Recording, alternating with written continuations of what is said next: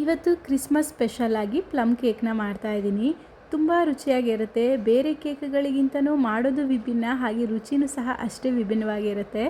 ಪ್ರತಿ ವರ್ಷವೂ ಸಹ ಕ್ರಿಸ್ಮಸ್ ಬಂದಾಗ ಈ ಕೇಕ್ನ ಮಿಸ್ ಮಾಡದೆ ಮಾಡ್ತಾಯಿರ್ತೀನಿ. ಆದರೆ ಪ್ರತಿ ಸಲ ಮಾಡಿದಾಗ್ಲೂ ಸಹ ಆರೆಂಜ್ ಜ್ಯೂಸ್ ಅಥವಾ ಗ್ರೇಪ್ ಜ್ಯೂಸನ್ನ ಹಾಕಿ ಮಾಡ್ತಾಯಿದ್ದೆ. ಇವತ್ತು ಸ್ವಲ್ಪ ಡಿಫ್ರೆಂಟ್ ಆಗಿರಲಿ, ಹಾಗೆ ಅಥೆಂಟಿಕ್ ಆಗಿ ಕ್ರಿಸ್ಮಸಲ್ಲಿ ಮಾಡುವಂತಹ ಕೇಕ್ ಅಂದರೆ ರಮ್ಮಲ್ಲಿ ಮಾಡಿರ್ತಾರೆ.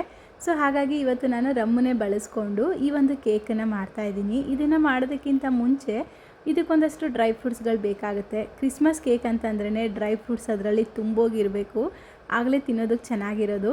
ಹಾಗಾಗಿ ಒಂದು ಸ್ವಲ್ಪ ಬಾದಾಮಿ, ಗೋಡಂಬಿ, ದ್ರಾಕ್ಷಿ, ಟೂಟಿ ಫ್ರೂಟಿ ಜೊತೆಗೆ ಚೆರಿ ಇದನ್ನೆಲ್ಲ ತೊಗೊಂಡು ಸ್ವಲ್ಪ ಸಣ್ಣದಾಗಿ ಕಟ್ ಮಾಡಿ ಇಟ್ಕೊಳ್ತಾ ಇದ್ದೀನಿ.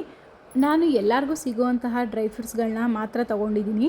ಇದಕ್ಕೆ ಇನ್ನೂ ಡ್ರೈ ಕಿವಿ ಫ್ರೂಟ್ ಬರುತ್ತಲ್ಲ, ಅದನ್ನು ಹಾಕೋಬೋದು, ಆಪ್ರಿಕೋಟ್ ಹಾಕೋಬೋದು. ಹೀಗೆ ಬೇರೆ ಬೇರೆ ಡ್ರೈ ಫ್ರೂಟ್ಸ್ ಏನೆಲ್ಲ ಸಿಗುತ್ತೆ ಅದನ್ನು ಈ ಕೇಕಿಗೆ ಬಳಸ್ಕೋಬೋದು. ಫಸ್ಟು ಒಂದು ಗಾಜಿನ ಬಾಟ್ಲು ತೊಗೊಂಡು ಅದಕ್ಕೆ ಅರ್ಧ ಕಪ್ ಆಗುವಷ್ಟು ಓಲ್ಡ್ ಮಂಕ್ ರಮ್ಮನ್ನು ಹಾಕ್ಕೊಂಡಿದ್ದೀನಿ. ರಮ್ ಬದಲಾಗಿ ನೀವು ಕಿತ್ತಳೆ ಹಣ್ಣಿನ ಜ್ಯೂಸು ಅಥವಾ ದ್ರಾಕ್ಷಿ ಜ್ಯೂಸ್ ಯಾವುದನ್ನಾದರೂ ಒಂದನ್ನು ಬಳಸ್ಕೋಬೋದು. ಬಟ್ ನಮಗೆ ಆ ಕ್ರಿಸ್ಮಸಲ್ಲಿ ಮಾಡುವಂತಹ ಅಥೆಂಟಿಕ್ ಕೇಕ್ ಟೇಸ್ಟ್ ಬೇಕಂದರೆ ಈ ರಮ್ಮನ್ನು ಹಾಕ್ಕೊಂಡ್ರೆ ಟೇಸ್ಟ್ ತುಂಬ ಚೆನ್ನಾಗಿ ಬರುತ್ತೆ. ಇದಕ್ಕೆ ಇಲ್ಲಿ ನಾನು ಬ್ಲ್ಯಾಕ್ ರೈಸನ್ಸ್ ಅಥವಾ ಕಪ್ಪು ದ್ರಾಕ್ಷಿನ ಈ ರೀತಿ ರಮ್ಮಲ್ಲಿ ನೆನೆಸಿಟ್ಕೊಂಡಿದ್ದೆ. ಅಂದರೆ ನಾನು ಹೋಮ್ ಮೇಡ್ ಚಾಕ್ಲೇಟ್ ಮಾಡೋದ್ರಿಂದ ಈ ಒಂದು ದ್ರಾಕ್ಷಿನ ರಮ್ಮಲ್ಲಿ ನೆನೆಸಿಟ್ಕೊಂಡಿರ್ತೀನಿ. ಸೊ ಹಾಗಾಗಿ ಅದನ್ನು ಹಾಕ್ಕೊಂಡಿದ್ದೀನಿ. ಇದ್ರ ಜೊತೆಗೆ ಚೆರೀಸ್, ಕಟ್ ಮಾಡಿರೋವಂತಹ ಬಾದಾಮಿ, ಗೋಡಂಬಿ, ದ್ರಾಕ್ಷಿ, ಟೂಟಿ ಫ್ರೂಟಿ ಇದನ್ನೆಲ್ಲ ಹಾಕ್ಕೊಂಡು ಈ ಒಂದು ಬಾಟ್ಲಿಗೆ ಸೇರಿಸಿ, ಅಂದರೆ ರಮ್ ಒಳಗಡೆ ಹಾಕಿ ಇದನ್ನು ಈ ರೀತಿ ಒಂದು ಸಲ ಮಿಕ್ಸ್ ಮಾಡಿಬಿಟ್ಟು ಇದನ್ನು ಒಂದು ದಿನ ನೆನೆಯೋದಕ್ಕೆ ಬಿಡಬೇಕು.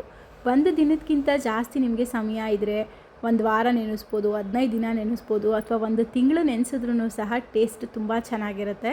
ಇದನ್ನು ನೆನೆಸಿದ ಮೇಲೆ ತೋರಿಸ್ತಾ ಇದ್ದೀನಿ ನೋಡಿ, ರಮ್ನೆಲ್ಲ ಡ್ರೈ ಫ್ರೂಟ್ಸ್ ಎಲ್ಲ ಹೀರ್ಕೊಂಡು ಡ್ರೈ ಆಗಿಬಿಟ್ಟಿರುತ್ತೆ.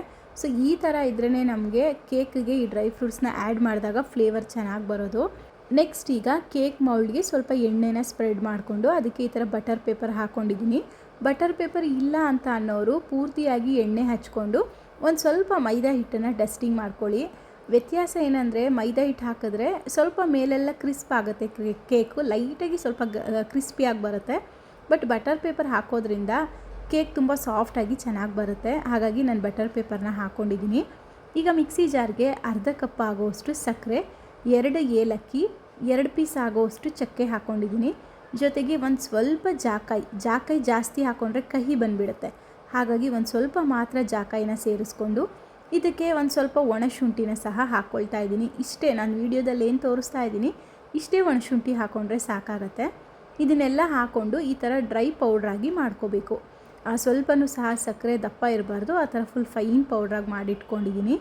ನೆಕ್ಸ್ಟ್ ಈಗ ಇವತ್ತು ನಾನು ಓವೆನಲ್ಲಿ ಕೇಕ್ ಮಾಡ್ತಾಯಿಲ್ಲ, ಕುಕ್ಕರಲ್ಲೂ ಸಹ ಮಾಡ್ತಾಯಿಲ್ಲ, ಪಾತ್ರೆಯಲ್ಲಿ ಮಾಡ್ತಾ ಇರೋದ್ರಿಂದ ಒಂದು ದಪ್ಪ ಇರೋವಂತಹ ಪಾತ್ರೆನ ತೊಗೊಂಡು ಸ್ಟವ್ನ ಲೋ ಫ್ಲೇಮಲ್ಲಿಟ್ಟು ಪಾತ್ರೆನ ಅದ್ರ ಮೇಲ್ಗಡೆ ಇಟ್ಟು ಒಂದು ಸ್ಟ್ಯಾಂಡನ್ನು ಇಟ್ಕೊಳ್ತಾ ಇದ್ದೀನಿ.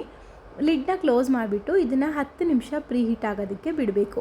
ಅಷ್ಟರಲ್ಲಿ ಕೇಕ್ ಬ್ಯಾಟರ್ನ ಮಾಡ್ಕೊಳ್ಳೋದಕ್ಕೆ 1.5 ಕಪ್ ಆಗೋಷ್ಟು ಗೋಧಿ ಹಿಟ್ಟನ್ನು ಹಾಕ್ಕೊಂಡಿದ್ದೀನಿ. ಗೋಧಿ ಹಿಟ್ಟು ಬದಲಾಗಿ ನೀವು ಮೈದಾ ಹಿಟ್ಟನ್ನು ಸಹ ಬಳಸ್ಕೋಬೋದು. 1.5 ಕಪ್ ಆಗೋಷ್ಟು ಗೋಧಿ ಹಿಟ್ಟನ್ನು ಹಾಕ್ಕೊಂಡು 1 ಟೀ ಸ್ಪೂನ್ ಆಗುವಷ್ಟು ಬೇಕಿಂಗ್ ಪೌಡರ್ನ ಹಾಕ್ಕೊಂಡಿದ್ದೀನಿ. ನಂತರ ಅರ್ಧ ಟೀ ಸ್ಪೂನ್ ಆಗುವಷ್ಟು ಬೇಕಿಂಗ್ ಸೋಡಾನ ಹಾಕೋಬೇಕು.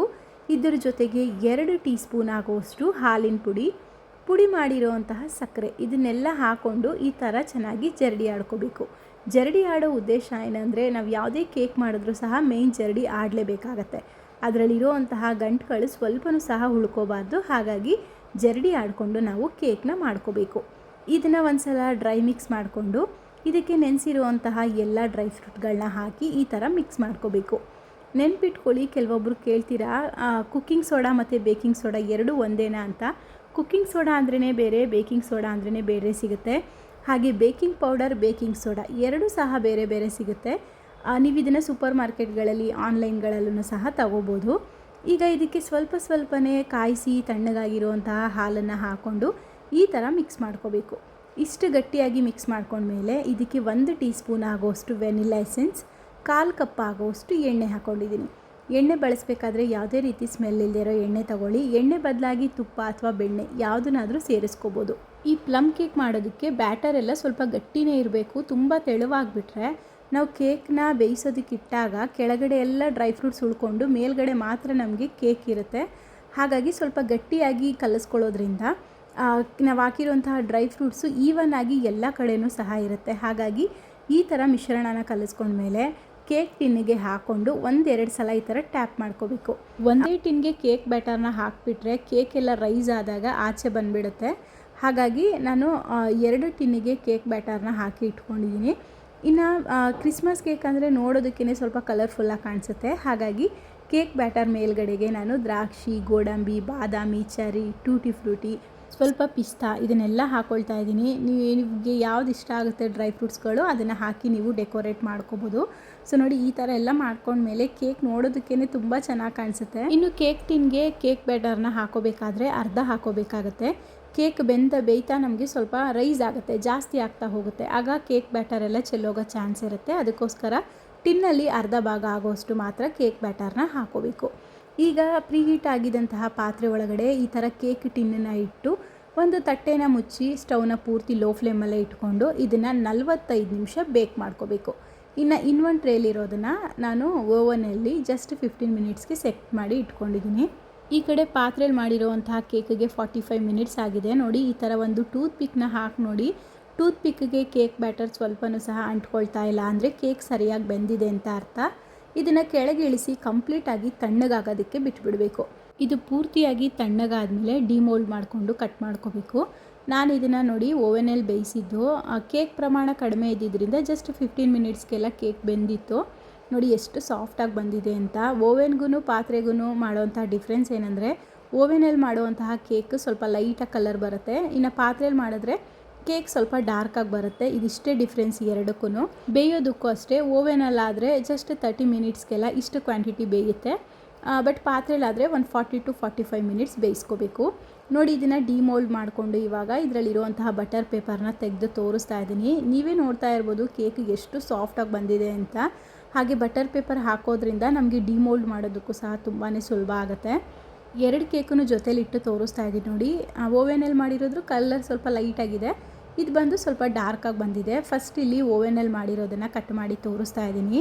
ಈ ಕ್ರಿಸ್ಮಸ್ ಕೇಕ್ನ ಸ್ವಲ್ಪ ಕಟ್ ಮಾಡೋದಕ್ಕೆ ಕಷ್ಟ ಆಗುತ್ತೆ. ಯಾಕೆ ಅಂತ ಅಂದರೆ ಒಳಗಡೆ ಪೂರ್ತಿ ಡ್ರೈ ಫ್ರೂಟ್ಸ್ ಇರೋದ್ರಿಂದ ತುಂಬ ಈಸಿಯಾಗಿ ಕಟ್ ಮಾಡೋದಕ್ಕಾಗಲ್ಲ. ಸ್ವಲ್ಪ ಮಧ್ಯೆ ಬ್ರೇಕ್ ಆಗ್ತಾ ಇರುತ್ತೆ. ಸೊ ನೋಡಿ ಎಷ್ಟು ಸಾಫ್ಟಾಗಿ ಯಾವ ಥರ ಬಂದಿದೆ ಅಂತ. ತುಂಬಾ ಚೆನ್ನಾಗಿರುತ್ತೆ. ನಾವು ಮನೇಲಿ ಸ್ವಲ್ಪ ಹಣ ಖರ್ಚು ಮಾಡಿದ್ರೆ ಮನೆ ಮಂದಿ ಎಲ್ಲ ತಿಂದು ಇನ್ನೂ ಮಿಕ್ಕೋಷ್ಟು ಕೇಕ್ ಇರುತ್ತೆ. ಬಟ್ ಇದೇ ಕೇಕ್ನ ಹೊರಗಡೆ ಹೋಗಿ ತರ್ತೀನಿ ಅಂತ ಅಂದರೆ ತುಂಬಾ ಕಾಸ್ಟ್ಲಿ ಆಗುತ್ತೆ. ಅದರಲ್ಲೂ ಸಹ ಇಷ್ಟೊಂದೆಲ್ಲ ಡ್ರೈ ಫ್ರೂಟ್ಸ್ ಹಾಕಿ ಮಾಡಿರಲ್ಲ.